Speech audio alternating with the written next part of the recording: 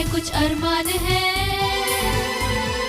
कुछ ख्वाब है कुछ अरमान है, लो है जगी एक उम्मीद की, आओ कुछ कर दिखाए, सारी दुनिया पे छाए, पाले मंजिले झूले आसमां, हमें खुद पर यकीन, अब ख्वाब हमारे ताबीर भी हमारी, अब ख्वाब हमारे ताबीर भी हमारी, अब ख्वाब हमारे ताबीर भी हमारी। मेरे ख्वाबों की हर ताबीर आपसे है, मेरी जुस्तजू की हर उम्मीद आपसे है, मैंने कांटों पे चलकर है जीना सीखा, मेरी ज़िंदगी की हर तमन्ना आपसे है। इतनी सारी ट्रॉफ़ियाँ और अवार्ड्स किसी म्यूज़ियम की ज़ीनत नहीं, बल्कि किसी ख़ास शख्सियत की कामयाबी की दास्तान सुना रही हैं। सैकड़ों किताबों से पटी पड़ी ये अलमारियाँ किसी लाइब्रेरी का हिस्सा नहीं, बल्कि किसी शख्स की लिखी खुद की किताबें हैं। नासिरा शर्मा एक ऐसा नाम जो हिंदी साहित्य ही नहीं बल्कि उर्दू और फ़ारसी अदब की दुनिया का वो सितारा जिन्होंने अपने कलम के ज़रिए इंसानी और कुदरती दर्द को कलमबंद किया। नदियाँ, मिट्टी, पानी, इंसानी हुकूक और न जाने कितनी ही बुनियादी और रोज़मर्रा की ज़रूरतों को अपनी कहानी और नावल के ज़रिए बहुत खूबसूरती से दुनिया के सामने लाया। नासिरा शर्मा का सफ़र इलाहाबाद से शुरू हुआ। एक आज़ाद ख़याल और पढ़ी लिखी फैमिली से ताल्लुक़ होने का फ़ायदा ये हुआ कि उन्हें किसी चीज़ की कमी नहीं हुई। शुरू से बेबाक और आज़ाद ख़याल रही नासिरा हमेशा इंसानी हुकूक पर अपनी आवाज़ बुलंद करती रहीं। ईरान इराक़ के दरमियान तसादुम हो या गंगा जमनी तहज़ीब पर की गई चोट, सब मुद्दों पर उन्होंने अपनी आवाज़ बुलंद की। एक मुस्लिम फैमिली से ताल्लुक़ रखने वाली नासिरा ने अपने शरीक हयात के इंतखाब में भी अपने इंसानी धर्म को ही तरजीह दी और एक हिंदू ब्राह्मण से शादी कर घर बसाया। इसके साथ साथ अपने बच्चों को भी अपना हमसफ़र चुनने में कोई मुदाखलत नहीं की। हमारे माशरे का ये सितारा हमेशा अंधेरी गलियों में रहबरी का काम करता रहेगा।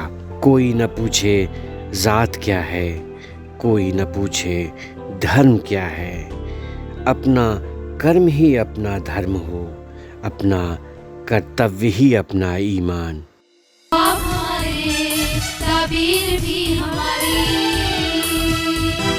मोहतरम नाज़रीन आदाब, खैर मक़दम है आपका प्रोग्राम ख्वाब हमारे ताबीर भी हमारी में। नाज़रीन, जैसा कि आप जानते हैं ये प्रोग्राम ख़वातीन का प्रोग्राम है, आपका प्रोग्राम है, और जिस प्रोग्राम के ज़रिए हम कामयाब ख़वातीन के से आपको रूबरू कराते हैं। हम आप तक ये पैगाम पहुँचाने की कोशिश करते हैं कि किस तरह से ज़िंदगी में मुनज़्ज़म तरीक़े से आगे बढ़ने से कामयाबी हासिल हो सकती है। नाज़रीन, ये एक बेदारी प्रोग्राम भी है, ऐसा भी कह सकते हैं। हम बेदार करते हैं वैसे जहनों को जो किसी वजह से पीछे हट रहे हैं या कि कामयाबी तक नहीं पहुंच पा रहे हैं। हम उनके सामने ऐसी मिसालें ला कर रखते हैं कि देखिए, इनकी पैरवी कीजिए, इनकी तासी कीजिए, इनके बताए हुए बढ़ते हुए रास्ते पर चलिए, तब आप कामयाबी तक पहुंच सकते हैं। तो नाज़रीन, इस पसंदीदा प्रोग्राम में आपका इस बार जिस मेहमान से हम आपका तारुफ़ कराने जा रहे हैं वो किसी तारुफ़ की मोहताज नहीं है। आज की इस क़िस्त में हमारी मेहमान हैं मोहतरमा नासिरा शर्मा, जो किसी तारुफ़ की मोहताज नहीं। नाज़रीन, जैसा कि आप जानते हैं, नासिरा शर्मा एक बड़ी नावल निगार हैं जिनके करीब 12 नावल मंज़र आम पे आ चुके हैं। 10 कहानियों के मजमूए हैं जो उनकी कलम से निकले और करीब 7 किताबें उन्होंने तर्जुमे की शक्ल में आप तक पहुंचाई हैं। आप फ़ारसी में आपने एमए किया और आप हिंदी के अलावा उर्दू, अंग्रेज़ी और फ़ारसी, दरी, अरबी में भी उबूर रखती हैं और एक ऑथोरिटी हैं। तो आइए गुफ्तगू की शुरुआत करते हैं। हमारे साथ हैं नासिरा शर्मा। बहुत बहुत खैर मक़दम है आपका मैडम हमारे इस शो में। और आपके बारे में कौन नहीं जानता, कितना काम है आपका। तो शुरुआत इस बात से कि कैसा बचपन कैसा गुज़रा आपकी ज़िंदगी की शुरुआती ज़िंदगी के मुतालिक कुछ बताइए। कुछ कहने से पहले मैं सुनने वालों के लिए आदाब, एहतराम और प्यार देना चाहती हूँ। बचपन मेरा बहुत ही खुशहाल गुज़रा और पूरा ख़ानदान था और गांव से आना जाना भी था, तो काफ़ी दिलचस्प कैरेक्टर हम लोगों के चारों तरफ रहते थे। और मैं अपने घर में 5 भाई बहनों में चौथी थी। तो मानी बात है, जो छोटे बच्चों को घर के सारे राज, सारे लोगों के 2 चेहरे देखने को मिलते हैं और दूसरे लोग ये सोचते हैं कि अरे ये बच्चे हैं, ये क्या समझेंगे। लेकिन मुझे उस वक्त ये नहीं महसूस हुआ था कि ये किरदार निगारी में मुझे बाद में काम आएंगे। तो वो एक दिलचस्प और बड़ी ठोस ज़मीन उस चीज़ ने मुझे उस ज़माने में मिली मुझे। और वो सारे किरदार जब मैं अपनी कहानियों में लाती हूँ और अक्सर वो नाम मैं लेती हूँ तो अक्सर मेरी वालदा चौंक जाती थी, ये नाम तुम्हें कैसे पता है। लेकिन एक बात है, मैं हूबहू किरदार निगारी किसी की नहीं कर पाती हूँ। मैं उसका गम लेती हूँ, उसकी कोई बेचैनी लेती हूँ और फिर अपने से वो किरदार जो है, या तो वो मुझको कहता है कि लिखो मैं ऐसा हूँ, और या फिर मैं जो हूँ उसको अपनी तख्लीक से एक तरह की शक्ल देती हूँ। मैडम, ये लिखने की शुरुआत कब से हुई? मेरे ख़्याल से घर का माहौल ये था, सब लोग लिखते पढ़ते रहते थे, तो उसमें मैंने भी कुछ लिखा। और मुझे याद है कि हमारी प्रिंसिपल बहुत अच्छी थी, 1000 बार मैं दोहरा चुकी हूँ, उनकी देन है। क्योंकि देखिए स्कूल जो होता है वो बहुत अहम होता है कि पूरा वक्त तो आप वहीं गुजारते हैं जी। तो उसमें ये था, कंपटीशन था, उसमें हिस्सा लेती थी और फिर उसके बाद कुछ कुछ लिखती थी। लेकिन बहुत संजीदगी से लिखना मैंने 1976 से शुरू किया है। 76 से शुरू किया है। पहली कहानी जो है मैंने उर्दू में, अच्छा बड़ी दिलचस्प बात यह है कि उर्दू और हिंदी मेरे लिए बराबर थी। तो जो चीज़ मैं उर्दू में लिखती थी वो हिंदी में भी लिख लेती थी, उससे कोई फ़र्क ही नहीं पड़ता था। लेकिन बाद में जब मैंने पर्शियन जानी तो मुझे लगा अरे ये तो बहुत ही खूबसूरत और हसीन ज़बान है, उर्दू से ज़्यादा इसमें चाशनी और ज़िंदगी है। अच्छा, फ़ारसी में एक ख़ास बात और थी कि फ़ारसी में दुनिया भर के ट्रांसलेशन थे। तो मैं सिर्फ फ़ारसी की दुनिया से आगाह नहीं हो रही थी, बल्कि उसके ज़रिए मैं यूरोप से आगाह हो रही थी और दूसरे जिसे कहते हैं एशियाई मुल्कों से। मैडम, लिखना जो आपने शुरू किया, आपकी फैमिली, आपकी स्कूलिंग हो रही थी, वो कौन शख्सियात थीं जिन्होंने लिखने में आपको इंस्पायर किया या कि मदद की? मुझे लगता है कि देखिए शुरू में तो मैं ये नहीं कहूँगी, मैं सिर्फ एक ऑब्ज़र्वर थी। मैं बहुत अच्छी तरह देख रही थी। हमारा मोहल्ला एकदम अलग था और पत्थर गली इलाहाबाद की बिल्कुल अलग थी। वहाँ ज़िंदगी इतनी खूबसूरत थी और अजीब अजीब तरह के लोग थे, तो उनको देखना भी एक तरह से किताब पढ़ने के बराबर था।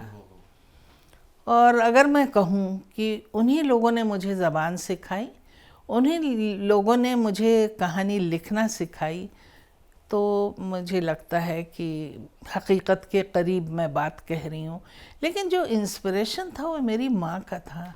माँ को बहुत ज़्यादा जिसे कहते हैं शिद्दत से ये एहसास था कि मेरी लड़कियाँ एजुकेशन में आगे बढ़ें और जितनी भी उनके अंदर की खूबियाँ मैं निकाल सकूं मैं निकालूं। और देखिए वो 30 साल की उम्र में तो बेवा हो गई थी। उसके बाद हमारे 5 भाई बहनों को उन्होंने आगे बढ़ाया। तो दिक्कत घर में पैसे की या खाने पीने की या रहने की नहीं थी। जो दिक्कत थी वो मर्द की थी कि कोई मर्द नहीं है सरपरस्त। और मुझे लगता है मैंने अपने वालिद जो उर्दू डिपार्टमेंट उन्होंने शुरू किया, कोर्स शुरू किया, उनसे मुझे कुछ हासिल नहीं हो पाया, क्योंकि जब मैं 7 साल की थी तभी उनका इंतकाल हो गया। तो जो कुछ मैंने सीखा ज़िंदगी से सीखा। माँ तो इतनी पढ़ी लिखी नहीं थी, लेकिन उनका इंस्पिरेशन था, उनकी वैल्यूज़ थी।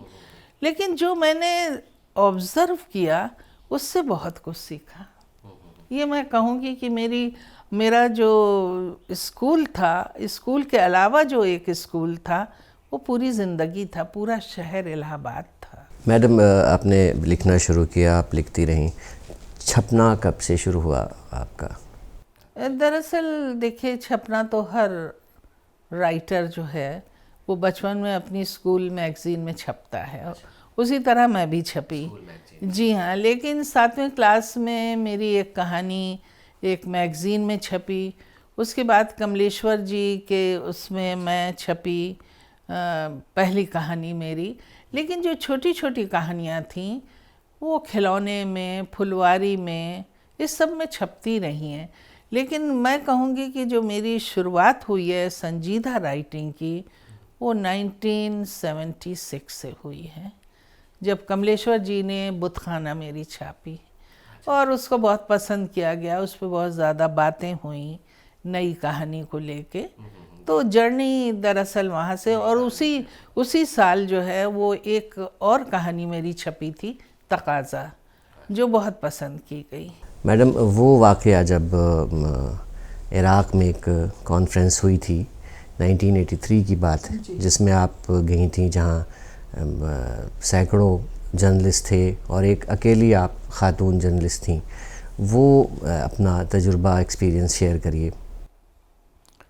हाँ, वो थोड़ा सा यूनिक है इस तरह से कि चूँकि मैंने पर्शियन में एमए किया तो ट्रांसलेशन किया, और उसके बाद मैं शाहनामे पे काम करना चाहती थी। ईरान गई तो रेवोल्यूशन शुरू हो गया, मैंने रेवोल्यूशन पे लिखा और इतना ज़्यादा लिखा कि जब ईरान इराक़ वॉर हुई तो 1983 में मुझे वहाँ बुलाया गया एज अ एक्सपर्ट कि आप ज़रा आइए और हमारी आवाज़ में आवाज़ मिला के ये लड़ाई बंद हो। तो 500 के करीब तो मौलाना थे, 50 जर्नलिस्ट थे और उसमें वाहिद मैं एक औरत थी। तो काफ़ी अलग सा एक्सपीरियंस हुआ, इसमें कोई शक नहीं। और मज़े की बात ये थी कि जब हम लोगों ने रिक्वेस्ट का ख़त भेजा तो खुमैनी साहब का जवाब आया, ये शैतानों की बैठक है और हमले ज़्यादा शदीद हो गए। जी, वो मैं तकरीबन 4 बार मिली प्रिजनर्स ऑफ वॉर से, और हर दफ़ा बच्चे अलग थे, क्योंकि ये बहुत मशहूर था कि बच्चे जो हैं ईरान से जा रहे हैं, और इसमें कोई झूठ नहीं था। क्योंकि देखिए, एक वलवला था, एक जोश था, शाह जा चुके थे और एक अजीब कैफियत से ईरान गुजर रहा था, और दूसरी तरफ सद्दाम हुसैन भी एक अलग तरह की कैफियत से गुजर रहे थे। और दोनों को, जिसे कहते हैं सुपर पावर, ने एक दूसरे से भिड़ा दिया। और उसमें हुआ ये कि जो बच्चे थे वो भी जाने लगे 3-3 महीने की, जिसे कहते हैं ट्रेनिंग पे, कि हम पहुंचेंगे और हम जीतेंगे। तो उन बच्चों को मैं सोच रही थी कि सद्दाम हुसैन ने ड्रामा किया है, क्योंकि सद्दाम हुसैन का इमेज जो था ईरान में सुन चुकी थी, और वैसे भी लोगों की हमदर्दी उनसे नहीं थी। लोग कहते थे जो कंट्री ने रेवोल्यूशन किया है आप उस पर हमला बोल रहे हैं। बहरहाल, हमला किसने किया, किसने प्रोवोक किया, इससे हम हट के बात करते हैं। जब मैंने 8 साल के बच्चे को देखा 10 साल के बच्चों को देखा, 16 साल के देखा, तो मुझे अजीब सा लगा। मैं बड़ी शॉक्ड हुई। और पहले तो वो बच्चे बोले नहीं मुझसे, कुछ भी नहीं बोले। और दोबारा जब हम फ्रेंच टेलीविज़न वालों के साथ गए तो उन्होंने कहा आपको पर्शियन आती है, जो आप इनसे सवाल करेंगे उस पर क्या मैं फ़िल्म बना सकता हूँ? तो मैंने कहा ज़रूर बनाइए। लेकिन इसमें ना मैंने उनसे पैसा लिया, ना उन्होंने पैसे का ऑफ़र किया। इस पर किसी को यकीन नहीं होता आज कि ऐसा हुआ होगा, लेकिन दरअसल तब हम लोगों के लिए मौजू बहुत इम्पोर्टेंट हुआ करता था, पेमेंट्स नहीं होते थे। तो फिल्म बनी और वो जिस वक्त दिखाई गई तो मैं ईरान में थी, नहीं फ्रांस में थी। और यकीन कीजिए कि गौहर मुराद जो बहुत बड़े नाटककार थे, बहुत बड़े, उन्होंने लिखा, मैंने उनका ट्रांसलेशन भी किया है, जिसे कहते हैं ड्रामा। तो उन्होंने कहा कि आज टैक्सी नहीं मिली और दरबदर ईरानी फिर रहे हैं, क्योंकि सब लोगों को एक नफ़रत सी हो गई, किसी औरत से इस तरह की गुफ्तगू हो सकती है। हुआ ये था कि बच्चों ने पहले बोले नहीं और फिर बाद में कहा कि आप तो अमेरिकन मुस्लिम हैं। मैंने कहीं कहा मैं अमेरिकन मुस्लिम कहाँ हूँ भाई, मैं तुम्हारी बहन और माँ हूँ। कहा आप माँ और बहन होती तो आप सर पे चादर न डालती, आपकी तो कमर भी खुली और बाल भी खुले हैं। तो वो चीज़ें जो बहरहाल फ्रांस में और पूरे यूरोप में उसने बहुत हंगामा किया है। 2016 में आपको साहित्य अकादमी अवार्ड मिला आपके नावल पारिजात के लिए। पारिजात और साहित्य अकादमी अवार्ड और आपकी जर्नी जो वहाँ तक पहुँची, इस पर कुछ बताइए हमारे नाज़रीन को। एक बहुत मामूली सा पेपर था, उसमें हुसैनी ब्राह्मण करके कुछ बातें लिखी थी। तो मैं चौंक गई कि ये हुसैनी ब्राह्मण्स कौन होते हैं, और इनकी खोज में और तलाश में मैं लखनऊ गई, जहाँ जहाँ लोग बताते गए वहाँ जाती रही। उन्हीं दिनों किसी ने कहा कि पारिजात एक पेड़ है जो अगस्त के महीने में खिलता है और दुनिया का वाहिद पेड़ है। तो वो भी बड़ा दिलचस्प लगा कि अच्छा उस पेड़ की खासियत ये है कि फूल जो हैं वो रेयरली लोग देख पाते हैं, और वो सूरज की तरफ मुंह उठा के नहीं खिलता है, ज़मीन की तरफ खिलता है। तो ये सारी बातें जो हैं वो बड़ी दिलचस्प थीं। फिर ये हुआ कि हुसैनी ब्राह्मण्स जो थे उनके ऊपर प्रेमचंद जी ने भी लिखा है एक ड्रामा, करबला। तो मानी बात है, फिर ये नॉवेल का हिसाब किताब बनना शुरू हुआ। अब ये था कि जो मेरा किरदार था हुसैनी ब्राह्मण का, उसमें कोई चीज़ जुड़ ही नहीं पा रही थी। तो फिर यह हुआ मोहियाल से मिलना चाहिए। फिर यहाँ पे एक ऑफिस था, मोहियाल्स के पास गई, उनकी हिस्ट्री ली, फिर वो किरदार मैंने वो किया। तो उसमें मरसिया मैंने बहुत डाला है, क्योंकि करबला की जंग को मैंने शुरू किया है, और किस तरह उस ज़माने में जो हिंदू भाई थे वो किस तरह से या हुसैन या पायक बनते थे। बहुत डिटेल से मैं यहाँ पे कह नहीं पाऊँगी। और उन लोगों के अपने मरसिए थे, जिसकी मैंने गांव में जाके खोज की और इस किताब में डाला। मुझे हैरत इस बात की है कि देखिए, इंतज़ार तो एक वक्त के बाद राइटर को किसी इनाम का नहीं होता है, लेकिन एक वक्त में उसको इनाम की ज़रूरत भी होती है और हसरत भी होती है। और जब मैं उस दौर से निकल आई और पारिजात पे मिला, तो मुझे हैरत तो ये हुई कि ठीक है चलो मिल गया, इस किताब को क्यों मिला? क्योंकि जो माहौल था हमारे मुल्क का वो बड़ा अजीब व गरीब था। उसमें इस तरह की किताब को इनाम मिलना ताज्जुब की बात है। तो पारिजात को इनाम मिला, और कुछ लोगों को लगता था कि ये किताब बहुत मुश्किल है पढ़ना, मैं नहीं, लेकिन कुछ लोग कहते हैं कि वो किताब जो है वो बहुत इम्पोर्टेंट है। और मैं कहूँगी कि मेरी राइटिंग का वो निचोड़ है, मेरी सोच का निचोड़ है। देखिए, हिंदुस्तान जो है वो एक साझा संस्कृति है, हम लोग एक तहज़ीब के लोग हैं, और हम लोग एक दूसरे के बिना रह नहीं सकते हैं। क्योंकि मैं पाकिस्तान गई और ये शिद्दत से मैंने महसूस किया कि वहाँ के लोग चाहे मामूली हों चाहे राइटर हों, वो कहते हैं ख्वाब दर ख्वाब हम देखते हैं अपने हिंदुस्तानी दोस्तों को। तो ये जो आपके जहन में एक ख्वाबीदा कब्रिस्तान है, एक ख्वाबीदा मुल्क है जिसको आप छोड़ आए हैं, सियासत को छोड़ दीजिए, आम बात की बात मैं कर रही हूँ। वैसे मैं ज़िंदा मुहावरे लिख चुकी थी, बंटवारे 45 साल के बंटवारे के बाद के जो हिंसा है, जो तशद्दुद है, जो ज़हनी तौर से हुआ लोगों के साथ, हिंदुस्तानी लोगों के साथ, तो उसका जिक्र है उसमें। लेकिन इसमें मैंने एक दूसरे अंदाज से किया है।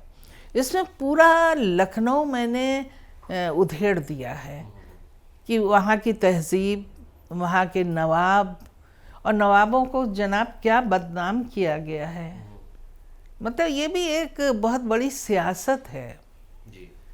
तो उस सियासत को भी मैंने एक अलग अंदाज से, जिसे कहते हैं हुनरी अंदाज से, उसको उठाया है। तो मैं कहूँगी कि वो नॉवेल जो है, कुछ चीज़ें मैंने कोट की तो उसमें लोगों ने मना किया ये मत कोट कीजिए। मैंने कहा नहीं, मैं कोट करूँगी। बुल्ले शाह वगैरह का कुछ था, मैं होली खेलूँगी कह बिस्मिल्लाह। तो ठीक है, उन्होंने कहा है तो हमको कोट करने में हर्ज नहीं। और दूसरे मैंने एक शेर भी कोट किया, वो आज़ादी के दौर में था लेकिन शुरू में था। तो शेर तो याद नहीं है क्योंकि मेरी कमज़ोरी है, शेर याद नहीं रह जाते। एक ज़माना था जब शेर याद रहते थे। तो उसमें था कि जब मैं आवाज़ दूं तो तुम भी आवाज़ देना। मेरा कहने का मतलब ये था कि इस नॉवेल को आप फॉलो कीजिए। हमारे मुल्क को इस चीज़ की ज़रूरत है। हम एक दूसरे के बिना जी ही नहीं सकते हैं। और इसीलिए मैंने ये किताब अपने शौहर डॉक्टर शर्मा को दी है और अपने नगड़ दादा को दी है, जो अवधी में शायरी करते थे। अभी मैडम आपने जिक्र आ गया कि आपने शर्मा साहब की बात की, और तो इससे ये भी एक सवाल कि आपकी शादी और इससे मुताल्लिक़ कि आपने इंटर रिलीजन मैरिज किया या कि क्या सोच थी आपकी? मेरी अपनी ज़िंदगी बहुत ही शानदार रही और मुझे लिखने पढ़ने का बहुत आज़ादी मिली जो मैं सोचती थी। और इस शादी का असर एक कुछ लोगों को सदमा लगा, कुछ लोगों को ताज्जुब लगा, लेकिन कोई बदतमीज़ी या नागवार वाक़या नहीं हुआ। चूँकि ये ब्राह्मण थे इसलिए लोगों को बहुत इस बात की फ़िक्र थी कि कोई गांव में इनकी बीवी ना हो और मैं दूसरी बीवी ना हो। तो दूसरी बीवी का बहुत ही ज़्यादा फ़िक्र थी। और दूसरी मानी बात है कि हम लोग सैयद घराने के थे, तो मानी बात है कि वो ख़ानदानी ट्री में एक तरह का सिलसिला आ गया।